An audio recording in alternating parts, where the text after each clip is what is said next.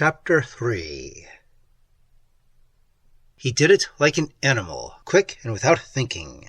The called was quick too. It jabbed the wand at Ram, but the little brown man was coming so fast that it didn't stop him. He must have died in mid-leap, but his body knocked the called over and bore him down. Chiron followed him in a swift cat leap. He heard the hunter grunting and snarling somewhere behind him, and the thudding of bare feet, being very busy. He lost sight of the other called. He lost sight of everything but a muscular gray arm that was trying to pull a jewel-tipped wand from under Ram's corpse. There was a terrible stink of burnt flesh. Chiron grabbed the gray wrist. He didn't bother with it, or the arm. He slid his grip up to the fingers, got his other hand beside it, and started wrenching. Bone cracked and split. Chiron worked desperately from the thumb and the little finger. Flesh tore. Splinters of gray bone came through. Chiron's hands slipped in the blood. The gray beast opened its mouth, but no sound came. Chiron decided then that things were dumb.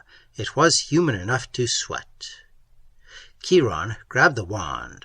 A gray paw, the other one, came clawing for his throat around the bulk of Ram's shoulders. He flicked it with the wand. It went away, and Chiron speared the jewel tip down hard against the call's throat. After a while, Mouse's voice came to him from somewhere. "It's done, Kiri. No use overcooking it." It smelled done, all right. Chiron got up. He looked at the wand in his hand, holding it away off. He whistled. Mouse said, "Stop admiring yourself and get going. The hunter says he can hear chains." Chiron looked around. The other called lay on the ground.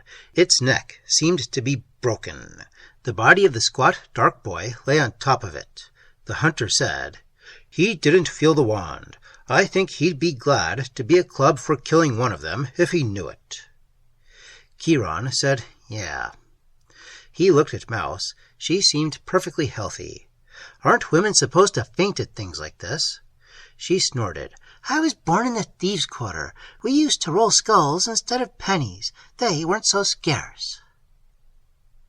"I think," said Chiron, "the next time I get married, I'll ask more questions.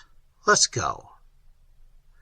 They went down the ramp leading under the forbidden plains. The hunter led like a wary beast. Chiron brought up the rear. They both carried the stolen wands. The hermit hadn't spoken a word or moved a hand to help. It was fairly dark there underground, but not cold. In fact, it was hotter than outside and got worse as they went down. Chiron could hear a sound like 100 armorers beating on shields, only louder. There was a feeling of a lot of people moving around, but not talking much, and an occasional crash or metallic screaming that Chiron didn't have any explanation for. He found himself not liking it. They went a fairish way on an easy downslope, and then the light got brighter. The hunter whispered, "Careful," and slowed down. They drifted like four ghosts through an archway into a glow of clear bluish light. They stood on a narrow ledge. Just here it was hand-smoothed, but on both sides it ran in nature-eroded roughness into a jumble of stalactites and wind galleries. Above the ledge, in near darkness, was the high roof arch, and straight ahead there was just space. Eventually, a long way off, Chiron made out a wall of rock. Below there was a pit. It was roughly barrel-shaped. It was deep. It was so deep that Chiron had to crane over the edge to see bottom. Brilliant blue-white flares made it brighter than daylight about 2/3 of the way up the barrel. There were human beings laboring in the glare. They were tiny things, no bigger than ants from this height. They wore no chains, and Chiron couldn't see any guards. But after the first look, he quit worrying about any of that. The thing growing up in the pit took all his attention. It was built of metal. It rose and spread in intricate swooping curves of shining whiteness, filling the whole lower part of the cavern. Chiron stared at it with a curious, numb feeling of awe. The thing wasn't finished. He had not the faintest idea what it was for, but he was suddenly terrified of it. It was more than just the sheer crushing size of it, or the unfamiliar metallic construction that was like nothing he had ever seen or even dreamed of before. It was the thing itself. It was power. It was strength. It was a titan growing there in the belly of the world, getting ready to reach out and grip it and play with it, like Mouse gambling with an empty skull. He knew, looking at it, that no human brain in his own scale and time of existence had conceived that shining monster, nor shaped of itself one smallest part of it. The Red Hunter said simply, "I'm scared, and this smells like a trap." Chiron swallowed something that might have been his heart. "We're in it, pal, like it or don't, and we'd better get out of sight before that chain gang runs into us." Off to the side, along the rough part of the ledge, where there were shadows and holes and pillars of rock, seemed the best bet. There was a way down to the cavern floor, a dizzy zigzag of ledges, ladders, and steps, but once on it, you were stuck and no cover. They edged off, going as fast as they dared. Mouse was breathing rather heavily, and her face was white enough to make the brand show like a blood drop between her brows. The hermit seemed to be moving in a private world of his own. The sight of the shining giant had brought a queer blaze to his eyes, something Chiron couldn't read and didn't like. Otherwise, he might as well have been dead. He hadn't spoken since he cursed them back in the gully. They crouched down out of sight among a forest of stalactites. Chiron watched the ledge. He whispered, "They hunt by scent." The hunter nodded. "I think the other humans will cover us. Too many scents in this place, but how did they have those two waiting for us at the cave mouth?" Chiron shrugged. "Telepathy, thought transference. Lots of the backwater people have it. Why not the Calds?" "You don't," said the hunter, "think of them as having human minds." "Don't kid yourself. They think all right. They're not human, but they're not true animals either." "Did they think that?" The hunter pointed at the pit. "No," said Chiron slowly, "they didn't." "Then who?" He broke off. "Quiet, here they come." Chiron held his breath, peering one-eyed around a stalactite. The slave gang, with the gray guards, began to file out of the tunnel and down the steep descent to the bottom. There was no trouble. There was no trouble left in any of those people. There were several empty collars. There were also fewer Calds. Some had stayed outside to track down the 4 murderous fugitives, which meant no escape at that end. Chiron got an idea. When the last of the line and the guards were safely over the edge, he whispered, "Come on, we'll go down right on their tails." Mouse gave him a startled look. He said impatiently, "They won't be looking back and up, I hope, and there won't be anybody else coming up while they're going down. You've got a better idea about getting down off this bloody perch. Spill it." She didn't have, and the hunter nodded. "Is good. Let's go." They went like the very devil. Since all were professionals in their own line, they didn't make any more fuss than so many leaves falling. The hermit followed silently. His pale eyes went to the shining monster in the pit at every opportunity. He was fermenting some idea in his shaggy head. Chiron had a hunch the safest thing would be to quietly trip him off into space. He resisted it, simply because knifing a man in a brawl was one thing, and murdering an unsuspecting elderly man in cold blood was another. Later, he swore a solemn oath to drop humanitarianism, but hard. Nobody saw them. The Calds and the people below were all too busy not breaking their necks to have eyes for anything else. Nobody came down behind them, a risk they had had to run. They were careful to keep a whole section of the descent between them and the slave gang. It was a hell of a long way down. The metal monster grew and slid up beside them, and then above them, towering against the vault. It was beautiful. Chiron loved its beauty, even while he hated and feared its strength. Then he realized there were people working on it, clinging like flies to its white beams and arches. Some worked with wands, not very different from the one he carried, fusing metal joints in a sparkle of hot light. Others guided the huge metal pieces into place, bringing them up from the floor of the cavern on long ropes and fitting them delicately. With a peculiar dizzy sensation, Chiron realized there was no more weight to the metal than if it were feathers. He prayed they could get past those workers without being seen, or at least without having an alarm spread. The 4 of them crawled down past 2 or 3 groups of them safely, and then one man, working fairly close to the cliff, raised his head and stared straight at them. Chiron began to make frantic signs. The man paid no attention to them. Chiron got a good look at his eyes. He let his hands drop. "He doesn't see us," whispered Mouse slowly. "Is he blind?" The man turned back to his work. It was an intricate fitting of small parts into a pierced frame, work that in all his wanderings Chiron had never seen done anywhere in any fashion. He shivered. "No, he just doesn't see us." The big hunter licked his lips nervously, like a beast in a deadfall. His eyes glittered. The hermit laughed without any sound. They went on. It was the same all the way down.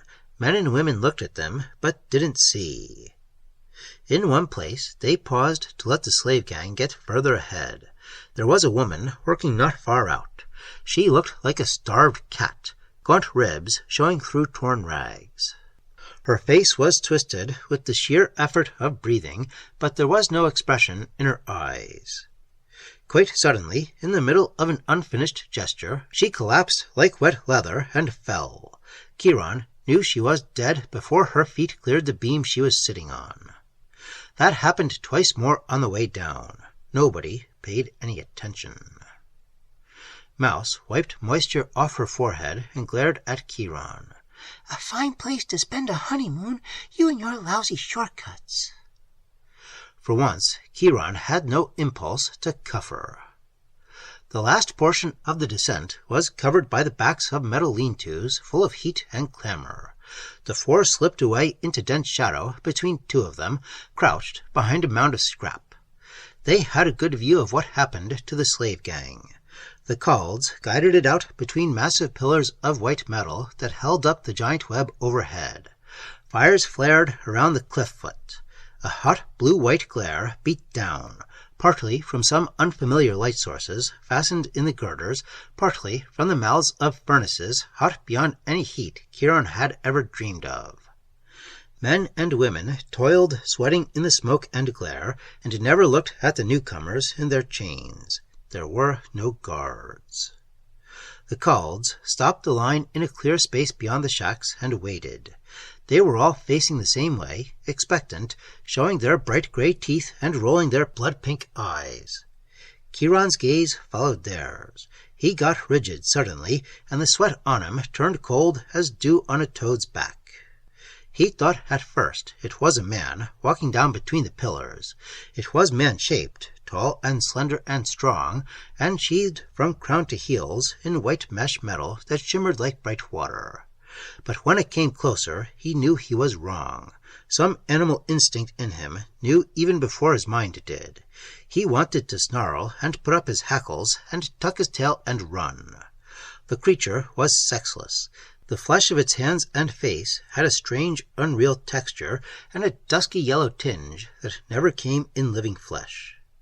Its face was human enough in shape, thin with light angular bones, only it was regular and perfect, like something done carefully in marble, with no human softness or irregularity. The lips were bloodless. There was no hair, not even any eyelashes. The eyes in that face were what set Chiron's guts to nodding like a nest of cold snakes. They were not even remotely human.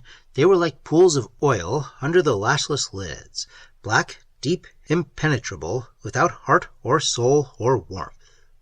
But wise. Wise with the knowledge beyond humanity, and strong with a cold, terrible strength, and old. There were none of the usual signs of age. It was more than that.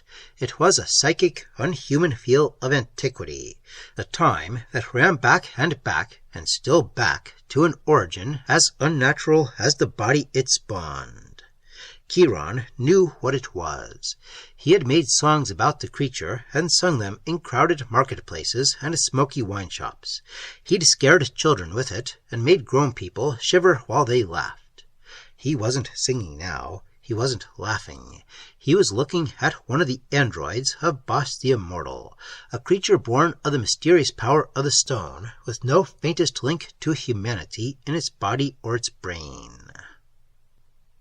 Chiron knew then whose mind had created the shining monster towering above them, and he knew more than ever that it was evil.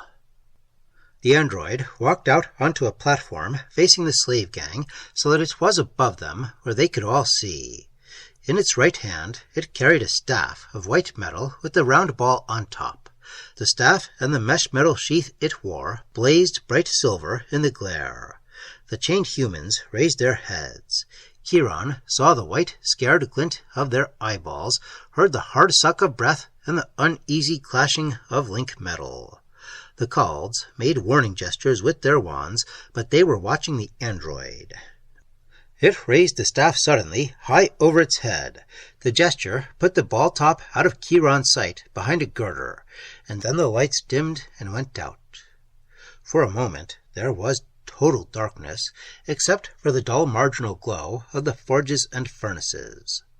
Then, from behind the girder that hid the top of the staff, a glorious opaline light burst out, filling the space between the giant pillars, reaching out and up into the dim air with banners of shimmering flame. The Calds crouched down in attitudes of worship, their blood-pink eyes like sentient coals. A trembling ran through the line of slaves, as though a wind had passed across them and shaken them like wheat. A few cried out, but the sounds were muffled quickly to silence. They stood still, staring up at the light.